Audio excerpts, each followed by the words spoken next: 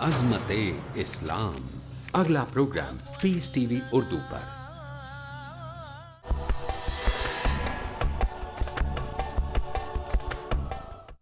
پھر اس کے بعد اس نے ایک اور حربہ استعمال کیا کہ یہ جو دولت ہے جس پر تمہیں بڑا ناز ہے، غرور ہے اور بڑی عیش کی زندگی گزار رہے ہو، یہ بھی تو میری دی ہوئی ہے۔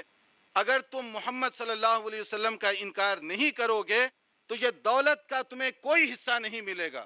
یہ بڑا خطرناک وار ہوتا ہے۔ اچھے زہد و پرہیزگاری کی بات کرنے والے جب پیسوں کا مسئلہ آتا ہے تو ڈگمگا جاتے ہیں۔ کتنے لوگ ہیں آج یہاں پر بھی، یورپ میں بھی، امریکہ میں بھی، فتویٰ برائے سیل، دین برائے فروخت، حق برائے فروخت، حق کو چند ٹکڑوں کے عوض، گرانٹ کے عوض فروخت کر دیا جاتا ہے۔ کیا یہ سچ نہیں؟ اسی ٹی وی چینل کو روکنے کے لیے کہاں کہاں گھر گھر مہم چلائی جا رہی ہے۔ کیا ہے اس ٹی وی کے اندر؟ کون سی ایسی غلط بات کر دی گئی؟ قرآن و سنت کی شمع کو تم پھونکوں سے بجھانا چاہتے ہو۔ یہ ممکن نہیں ہے کہ قرآن و سنت کی آواز یہ پھونکوں سے بجھائی جائے۔ یہ نہیں ہو سکتا کہ داعیان دین کے راستے میں رکاوٹیں کھڑی کرو، ایجنسیوں کے لیے کام کرتے ہو۔ خدا کی بارگاہ میں کل جو پیش کیے جاؤ گے وہاں کیا جواب دیں گے؟ کتنے ایسے لوگ ہیں جو یورپ میں اس وقت، برطانیہ میں اس وقت بعض داعیان دین کے راستے میں رکاوٹیں بننے کے لیے انہوں نے اپنے دین کا سودا کیا، ملت کا سودا کیا، ضمیر کا سودا کیا، اور نہ جانے کن کن چیزوں کا سودا کیا۔ اور اس کا نقصان کیا ہوا؟ اس کا نقصان تو ان داعیان دین کو کچھ نہیں پہنچا، اس لیے کہ رب العالمین جن کی حفاظت فرمائے ان کو اس طرح کی باتوں سے کوئی نقصان نہیں کیا جا سکتا۔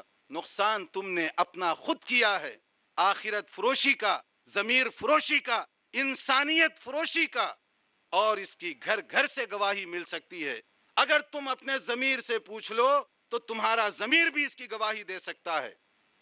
دیکھیے صحابی رسول کو، انہوں نے دنیا کو کیسے ٹھکرا دیا۔ حضرت مصعب نے کہا اماں جان، نبوت کا انکار کروں اس دولت کے لیے؟ یہ نہیں ہو سکتا۔ بنے ہو محبان رسول، اور دیکھو اپنی سیرت و کردار کو بھی کہ کیسی سیرت، کہاں کا کردار، کہاں کا اخلاق۔ حضرت مصعب نے کہا کہ دولت لے لیجئے، مجھے نہیں چاہیے، مگر نبوت کا انکار نہیں کیا جا سکتا۔ اس کے بعد کیا ہوا؟ انہوں نے واقعی ان کی دولت اس سے ان کو محروم کر دیا۔ پھر اس کے بعد حضرت مصعب رضی اللہ عنہ جب گھر سے نکل رہے تھے، سب چیزوں کو چھوڑ کر ماں نے کہا بیٹا رک جاؤ، یہ جو تم کپڑے پہنے ہوئے ہو یہ بھی تو میرے ہی دیے ہوئے ہیں، اس کو پہن کر جانے کا تمہیں اختیار نہیں ہے۔ بیٹے نے کہا اماں جان، اگر یہی آپ کی خوشی ہے تو یہ کپڑے آپ کو سلامت ہوں۔ ایک تولیہ لپیٹ کر رسول پاک صلی اللہ علیہ وسلم کی خدمت میں ایسے ہی حاضر ہو گئے۔ یہ زندگی میں نبی صلی اللہ علیہ وسلم نے حضرت مصعب کو دیکھ کر 2 مرتبہ آنسو بہائے تھے۔ جب وہ اس حالت میں آئے، رسول رحمت کی آنکھوں سے آنسو نکل گئے اور آپ نے فرمایا کہ دیکھو مصعب کو ایمان کی قیمت دے کر آ رہا ہے۔ اور اس مصعب نے وہ کارنامہ انجام دیا کہ جب مدینہ منورہ نبی صلی اللہ علیہ وسلم کی طرف سے کسی کو بھیجنے کی بات آئی تو رسول رحمت کی نظر انتخاب اپنے اسی جانثار صحابی پر پڑی۔ حضرت مصعب نے وہ کارنامہ انجام دیا مدینہ منورہ کہ نبی کریم صلی اللہ علیہ وسلم کی تشریف آوری سے پہلے پہلے مدینہ منورہ کے گھر گھر میں اسلام پہنچا دیا۔ اور یہی مصعب رضی اللہ تعالیٰ عنہ جب احد کے میدان میں بڑی بے دردی کے ساتھ شہید کیے جاتے ہیں تو اتفاق کی بات ہے کہ جب وہاں پر تدفین کا مسئلہ تھا تو جو چادر ان کے حصے میں آئی وہ اتنی چھوٹی تھی کہ اگر اسے سر سے ڈھانکتے تو حضرت مصعب کے پاؤں کھلے رہ جاتے، پاؤں کی طرف سے ڈھانکتے تو سر کھلا رہتا۔ جب نبی صلی اللہ علیہ وسلم نے یہ منظر دیکھا تو دوسری مرتبہ آپ کی آنکھوں سے آنسو نکل آئے کہ ایک وہ دور تھا جب ناز و نعم عیش و عشرت کی زندگی مصب گزارا کرتے تھے، لیکن اسلام قبول کرنے کے بعد ان کی حالت کیا سے کیا ہو گئی۔ آپ نے فرمایا کہ سر پر تو کپڑا ڈال دو اور پاؤں کو گھاس اور پتوں کے ذریعے سے چھپا دو۔ اسی طرح سے ان کی تدفین عمل میں آئی۔ یہ صحابی رسول کی ایک مثال ہے۔ ایسی مثالیں بیسیوں آپ کو صحابہ کرام کے طبقے میں ملیں گی، یہ سمجھنے کے لیے کہ وہ سچے محبان رسول ان کا کردار کیا تھا، وہ کس طریقے کا عمل کیا کرتے تھے۔ آج یہ کانفرنس جس کا عنوان ہی یہ رکھا گیا ہے کہ اسلام ہی انسانیت کے لیے حل ہے، اور یہ کل بھی تھا، آج بھی ہے اور کل بھی یہی رہے گا، اس لیے کہ اسلام یہ اللہ کا دین ہے اور اللہ یہ خالق ہے۔ خالق سے بہتر انسان کے لیے کوئی حل پیش نہیں کیا جا سکتا۔ ہماری نظر ایک طرف چیلنجز، مشکلات اور پریشانیوں پر بھی ہو، مگر اس کے پیچھے پائے جانے والے امکانات اور پاسبلٹیز پر بھی ہو۔ کانٹوں کی موجودگی میں پھولوں سے فائدہ اٹھانا ہم سیکھیں۔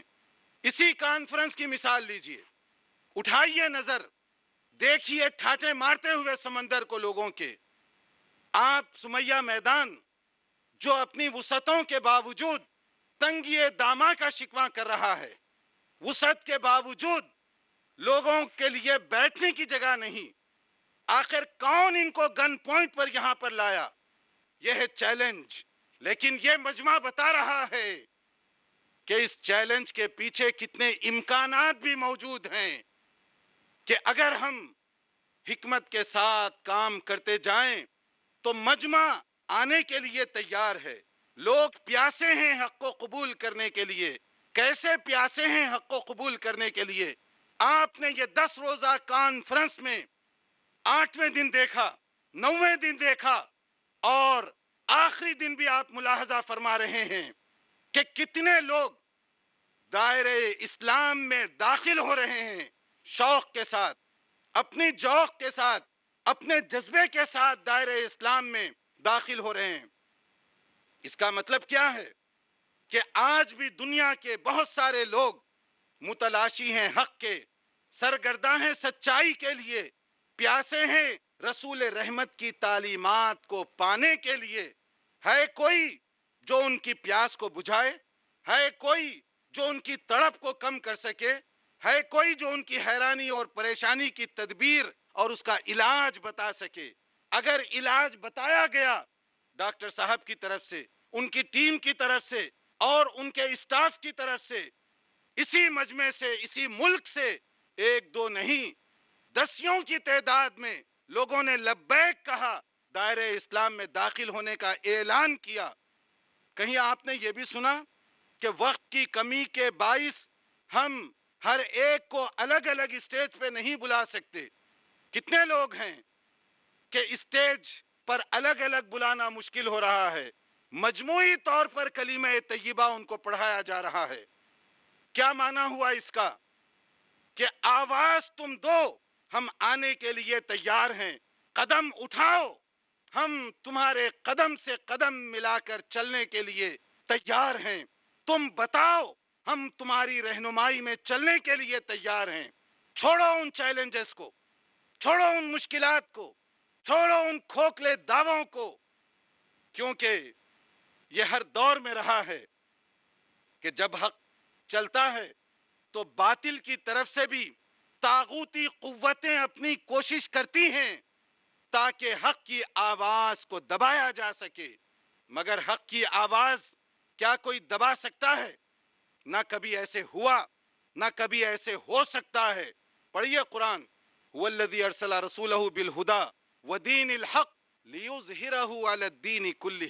یہ اللہ کا دین ہے اور اللہ تعالیٰ نے یہ دین اس لیے نازل فرمایا، تمام مذاہب پر یہ غالب آ کر رہے گا۔ دنیا کی کوئی طاقت اسلامی دعوت کے بڑھتے ہوئے قدموں کو اب روک نہیں سکتی۔ شب تاریخ سے صبح روشن نمودار ہو کر رہے گی، ہو کر رہے گی، ہو کر رہے گی انشاءاللہ تعالی۔ پوری دنیا کی طاقت مل جائے، شرک اور طاغوتی قوتیں جتنی بھی زور لگا لیں، کر لیں زور لگا کر، دیکھ لیں اپنی طاقتوں کو آزما کر. پھر آئیے دیکھیں اس مجمع کو, آئیے دیکھیں ٹھاٹے مارتے ہوئے اس سمندر کو, تاکہ آپ کو پتہ بھی چل جائے کہ آپ کی کوششوں کا کیا پھل آپ کو ملا. دین کو مٹانا چاہتے ہو, دعوت حق کو دبانا چاہتے ہو, پھوکوں سے اس چراغ کو گل کرنا چاہتے ہو. ایسے بہت سے لوگ ماضی میں بھی آئے, مٹ گئے. دیکھیے ابو لہب کو کون تھا وہ, دیکھیے ابو جہل کو کون تھا وہ. کیا اسلام کی شمع کو بجھانے میں وہ لوگ کامیاب ہو سکے؟ نہ کبھی کامیابی ان کو ملی, نہ آج کبھی کامیابی مل سکتی ہے. ضرورت یہ ہے کہ ہم دین رحمت کو, رسول رحمت کی تعلیمات کو سمجھیں اور رسول رحمت کے دامن سے صحیح معنوں میں محبت کرنے والے بنیں. اور اگر بنیں گے تو صرف یہ ہندوستان کی بات نہیں بلکہ دنیا بھر میں, آج پوری دنیا میں سب سے زیادہ تیز پھیلنے والی دعوت وہ دعوت اسلامی ہے. یورپ کی آپ مثال لے لیں, چند سالوں پہلے تک گنی چنی چند مساجد تھیں, آج سینکڑوں کی تعداد میں مسجدیں بن رہی ہیں. آج سینکڑوں کی تعداد میں دینی مدارس وہاں بن رہے ہیں, مراکز وجود میں آ رہے ہیں. وہاں کے بچے قرآن کے حافظ, وہاں کے بچے قرآن مجید کے عالم دین, دین کے سمجھنے والے, خواتین کی ایک بڑی تعداد دین کا کام کرنے والیوں کی. کون ان کو لا رہا ہے, کیسے وہ آ رہی ہیں؟ اللہ